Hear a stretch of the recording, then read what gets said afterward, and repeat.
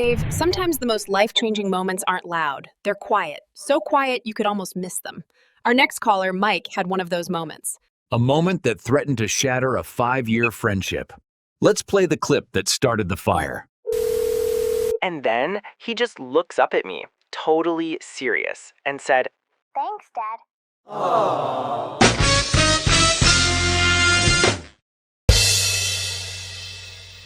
One kid, 2 words, and suddenly a 5-year neighborly relationship is on the verge of collapse. We have the man at the center of it all on the line.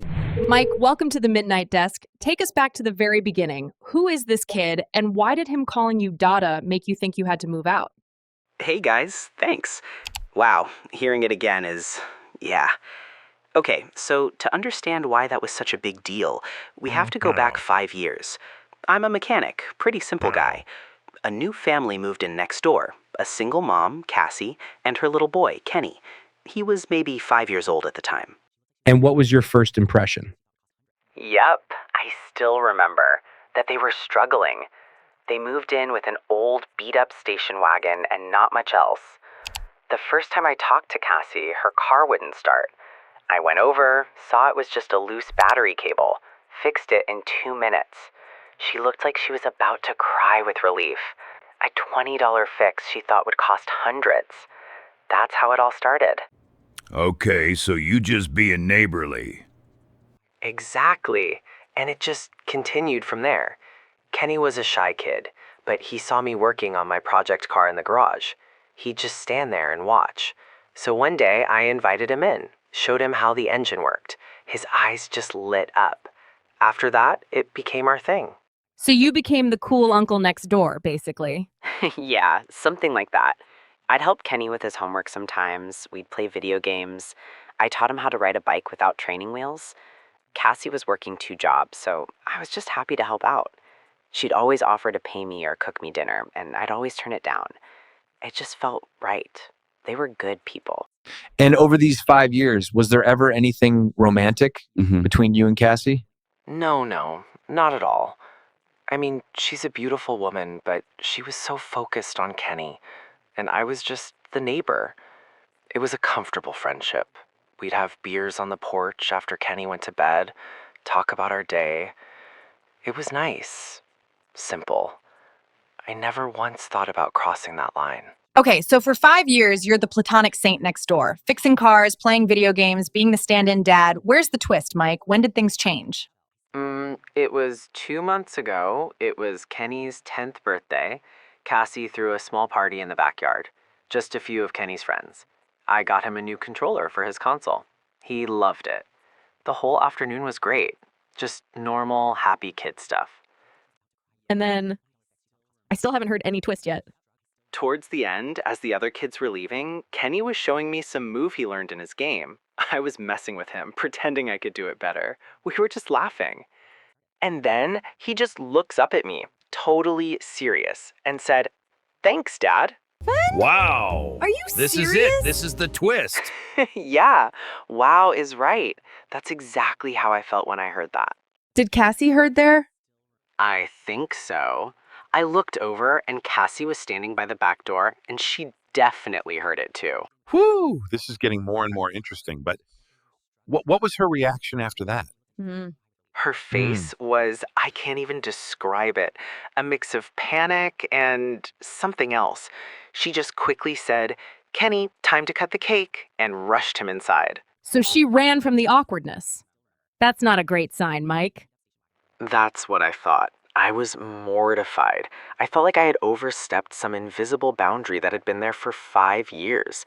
I just mumbled, Happy birthday, and went back to my house.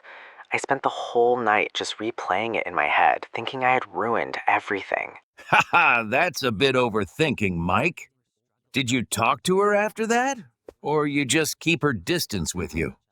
Not for 3 days. It was the most awkward 3 days of my life. We'd see each other's cars, but we both just hid in our houses. I was convinced I had to move. Then, on the 3rd night, my doorbell rings. So, It was Cassie, right? so she is into you, isn't she? Yep, it was Cassie. Good for you, man. She looked terrified. She just stood there for a second and then she said, "Can I come in?" And I knew it. She is into you. I thought so. I let her in and I immediately started apologizing. "Cassie, I am so sorry about what Kenny said. I never told him to say that. I don't know where it came from. I understand if you want me to keep my distance." She just held up a hand to stop me, and she was holding something, a piece of paper. And she said, "Mike, stop. Kenny, he didn't say it by accident, and he's not the only one who feels that way." And then she unfolds the piece of paper. It was a crayon drawing Kenny had made at school, a picture of the three of us, her, me, and him, holding hands. And at the top it said, "My family." And she just looked at me with tears in her eyes, and she whispered, "He was just braver than I was. Mike, would you want to go on a real date with me?" So it's a happy ending. And I'm guessing you said yes, Mike, right? Of course I said yes. Our first date was last weekend. It's new and it's scary, but it feels right. After 5 years of being just neighbors, we're finally trying to be a family. Oh, that's just so sweet. Mike, that's probably the best story we've ever had on this show. Thank you so much for sharing it with us. It sounds like you already are one.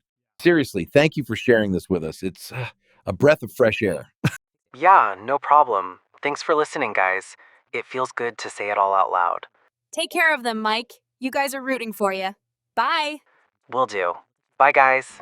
Okay, I'm officially retiring from being a cynic for the rest of the day. That was, nice. I'll believe that when I see it.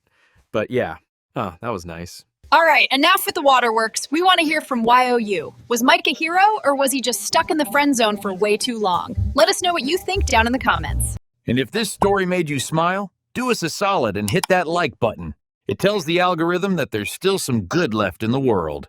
And if you want to make sure you don't miss the next secret we drag out into the light, hit subscribe and ring that notification bell so hard it cracks. We're back with a new story every week. You've been listening to The Midnight Deck. See ya. See you guys on the next one. Bye-bye.